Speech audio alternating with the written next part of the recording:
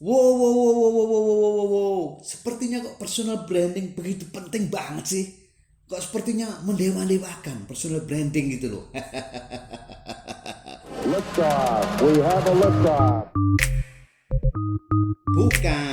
Bukan begitu guys. Sebenarnya personal branding hanya metode saja. Oke, kalau bicara mengenai sukses, memang harus dilakukan dengan kerja keras. Dan kita setuju itu guys. Selain juga ada faktor penentu dari Maha Penentu, yaitu Tuhan yang Maha memiliki otoritas tertinggi guys. Tapi guys, personal branding hanyalah metode untuk mengelola tentang keahlian, kinerja, konsistensi, dan integritas yang memainkan peran yang sangat penting dalam kesuksesan kita guys. Guys.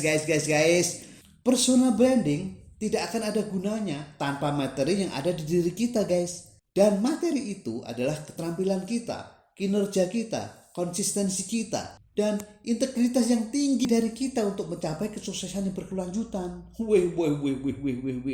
Aduh, apalagi ini. Sorry guys, ini sok menggurui. Tapi subscribe dulu aja guys, daripada nanti kelupaan. sorry bercanda guys. Terus apa bedanya kita pakai metode personal branding tapi masih mengandalkan kerja keras dan prestasi kita? Itu dua hal yang beda guys. Kerja keras dan prestasi itu adalah nilai yang kakak-kakak miliki. Sedangkan personal branding adalah hanya sekedar kendaraan untuk menyampaikan nilai itu. Supaya orang lain atau yang butuh jasa atau mau bisnis dengan kita menemukan dengan mudah dan tepat dalam memilih kakak-kakak semua ini sebagai partnernya nanti. Karena bicara sukses secara umum ini ya, ukurannya bukan hanya pada kerja keras dan prestasi, tapi menyangkut hal-hal dan aspek lainnya guys. Dan kalau bicara tentang personal branding, kita bicara sesuatu yang holistik dalam diri kita, yang kita miliki. Dan tidak sepotong-potong guys. Sebagai contoh nih, kalau ada dua orang yang sama-sama kerja keras dan berprestasi, menurut kita semua, mana yang harus dipilih untuk dijadikan partner, baik sebagai karyawan atau partner usaha? Mana yang harus dipilih?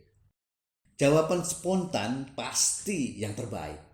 Yang attitude-nya lebih baik, yang lebih berintegritas, yang lebih punya inisiatif. Wow. Emang jawabannya seperti itu guys.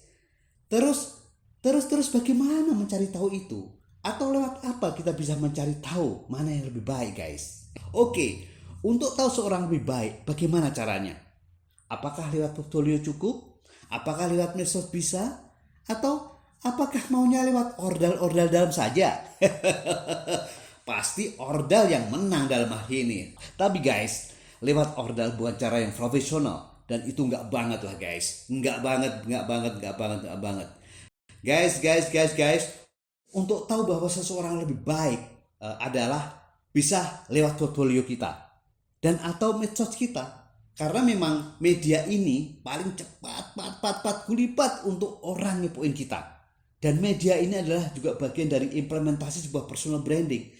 Dan saat ini medsos punya pengaruh yang sangat besar guys. Tapi apakah dengan medsos saja udah cukup untuk menunjukkan nilai unik dan beda kita yang integrated? Bisa saja guys, selama kita tahu cara menyampaikan nilai beda dan tujuan kita di sana. Wah. Dari tadi kok beda terus yang disebut-sebut. Itulah intinya guys tentang personal branding, bahwa metode ini dipakai untuk membuat dan membedakan diri kita dengan yang lain. Dan pertanyaannya adalah, kenapa sih kita harus beda guys? Kenapa?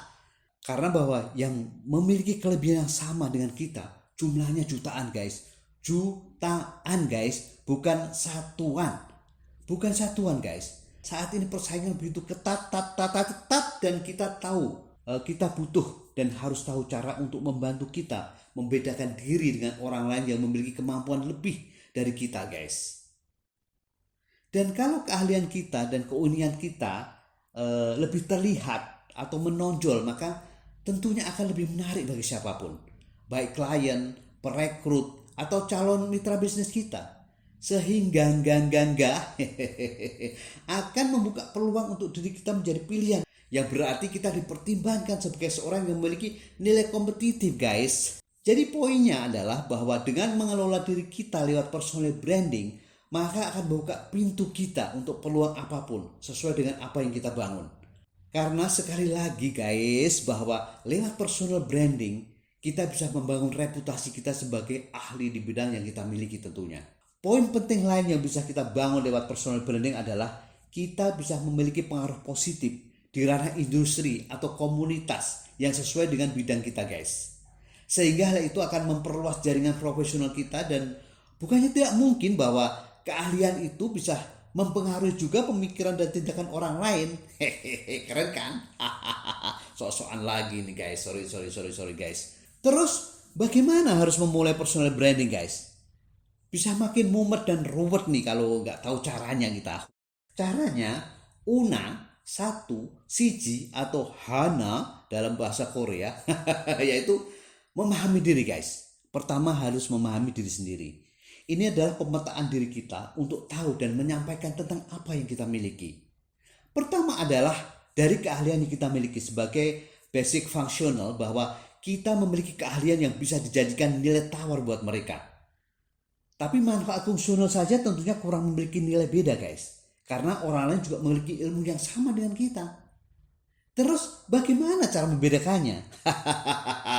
Sebagai contoh guys, misalnya seorang dokter, sebutlah dokter gigi.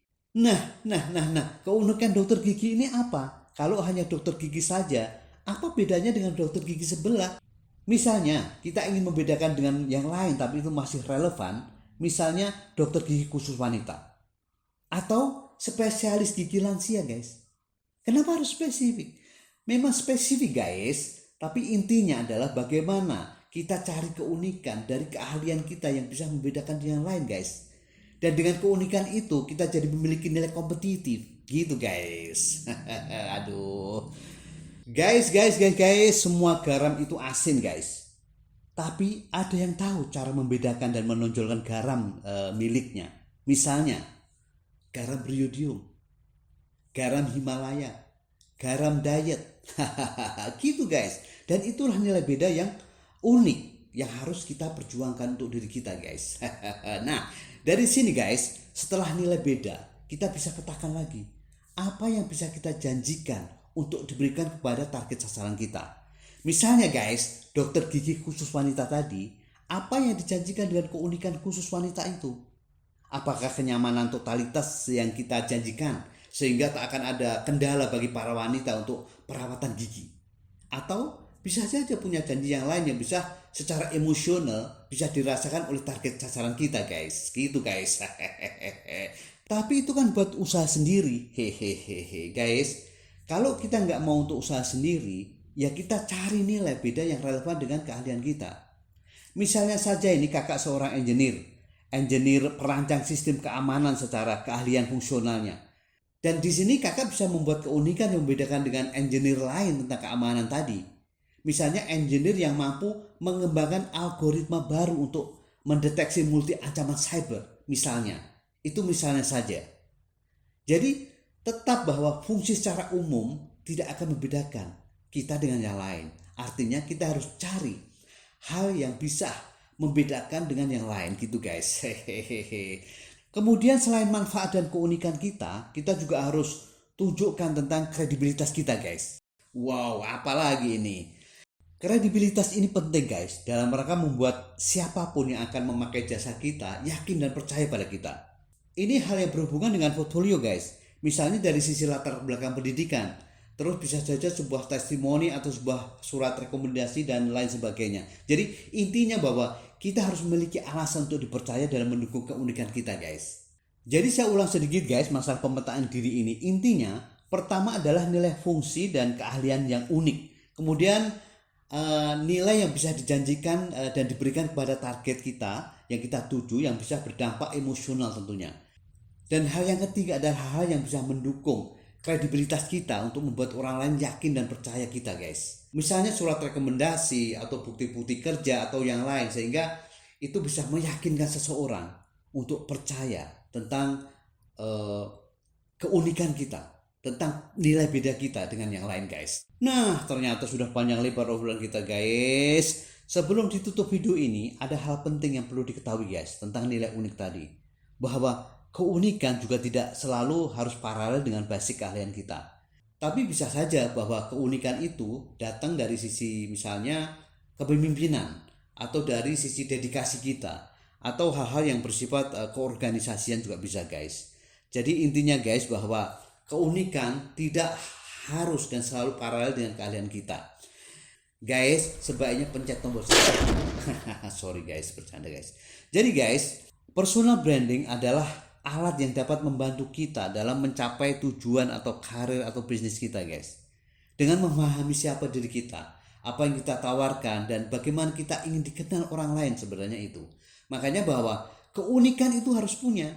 Unik bukan satu yang nyentrik guys, bukan suatu yang harus artistik. Unik adalah nilai beda apa yang bisa membedakan keahlian kita dengan orang lain. Intinya itu guys. Oke guys, terima kasih telah menonton video ini. Silahkan share, like, juga komen. Suka-suka kalian guys. Thank you very much. See you dan bye.